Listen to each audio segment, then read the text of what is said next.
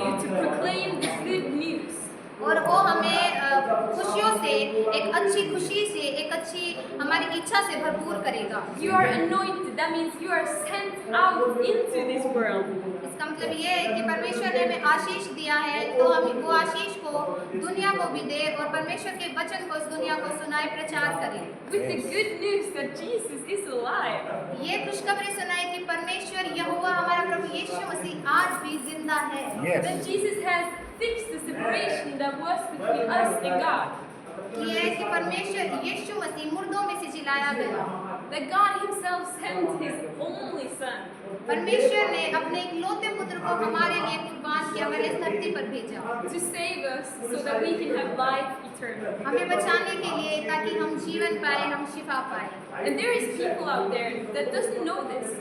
और वो जो बाहर के लोग जो अविश्वासी हैं, वो परमेश्वर को जो नहीं जानते हैं, Maybe your neighbor or someone in your वो family, शायद हमारे पड़ोसी हो सकते हैं या फिर हमारे परिवार में भी हो सकते हैं। they don't know that the life that God Himself has come. वो नहीं जानते कि वो जो परमेश्वर ने हमें उस जिंदगी दी वो कितनी कितनी जरूरी है हमारे लिए, And that the kingdom of God is here, it's close. और जो परमेश्वर का राज्य है वो जल्दी आने वाला है, वो नहीं जानते हैं। And that they can live even if they die.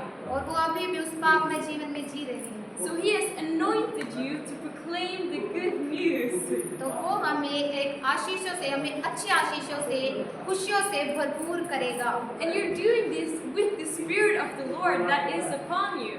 और वो हमें पवित्र आत्मा से परिपूर्ण करेगा, जो कि हमें दूसरों के साथ भी उसे बांटना है और दूसरों को प्रचार करना है। And He has sent you to bind up the brokenhearted and proclaim freedom for the captives. और वो उसने हमें भेजा है ताकि हम टूटे हुए दिल को, जिसका टूटा हुआ दिल है, उसको संभाल सके, और जो दुखी है उनको खुशी दे सके, बीमारों को चंगा कर सके। There's so many that's living in bondage in this world. यहाँ पे हमारी दुनिया में, इस देश में, पृथ्वी पर बहुत सारे ऐसे लोग हैं जो कि बंधनों में बंधे हुए हैं। It can be spiritual, वो पवित्र आत्मा, वो दुष्ट आत्मा से भी हो सकते हैं, or maybe fear, और या फिर डर से, भय से भी कांप सकते हैं, or other ways that are keeping us captives of this world. या फिर वो मतलब डिप्रेशन में भी हो सकते हैं, मतलब दुखी भी हो सकते हैं बहुत ज़्यादा।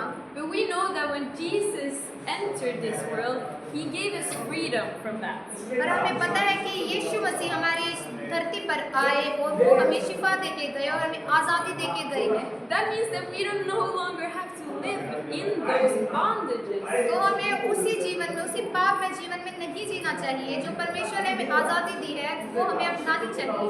And that means that our friends or family who are living like that, there's freedom for them. तो जो हमारे परिवार में है, हमारे नेबर हैं जो इस दुनिया में जी रहे हैं, जो बंधनों में है, तो उन्हें हमें आज़ादी देनी चाहिए। And He also anointed us to release from darkness for the prisoners. और वो उसने हमें सच में पवित्र आत्मा से, आशीषों से भरपूर किया है, जो कि हमें अंधियारे से उजाले की ओर लेके जा चुकी है। To proclaim the year of the Lord's favor. तो हमें परमेश्वर की आज्ञाओं पर चलना चाहिए। And now in the Old Testament, the year of the Lord's favor, that was a word that the Jewish people knew very well. तो जो हम पुराने बाइबल में, पुराने अध्याय में, जो पुरानी संहिता में हम पढ़ते हैं कि जो ज्यूस लोग थे, Because you see, God gave the Jewish people the law. जो परमेश्वर ने ज्यूस पीपल को जो आज्ञाएं दी थी, And in the law, He said that every 7th year, there would be a year of the Sabbath. Every 7th year. हर साल में बलि चढ़ाते थे, जो पुराने अध्याय में, पुरानी संहिता में पढ़ते हैं। And every 49th year, there would be a year of the Lord's favor. और हर 39 साल में वो परमेश्वर को मतलब बलि चढ़ाते थे। That meant that every slave or every land that you had, sold to someone, every slave that's in slavery or land that you had sold to someone, हाँ, वो परमेश्वर के जो एक दूसरे को अपनी जमीन है जो बेचते थे, you would get the land back and the slaves would be free. तो परमेश्वर ने हमें उस आज़ादी से, उस बंधनों से मुक्त किया है। So every 49th year, there would be a restoration in the land. तो हर 39 साल में जो मतलब जमीन का जो होता था, तो परमेश्वर ने उससे हमें आज़ादी दी है। And now Jesus is saying here that we are living in the year of the Lord's favor. तो आज हम जीवित हैं, परमेश्वर के यहोवा की मर्जी से हम जीवित हैं, उनके प्यार में हम जीवित हैं। Because he has come now, every year is the year of the Lord's favor. क्योंकि वो हर साल हमें बचाने आता है, हमसे प्रेम करने आता है, हर रोज हमारे साथ रहता है। Every year is a year where we could be free and a year of restoration. Amen. Every year is a year of freedom and restoration.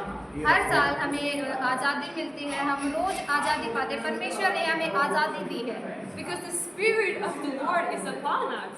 क्योंकि परमेश्वर का पवित्र आत्मा हमारे अंदर है, And He has anointed you to proclaim the good news. तो उसने हमें आशीषों से भरपूर किया है, हमें जीवन दान दिया है।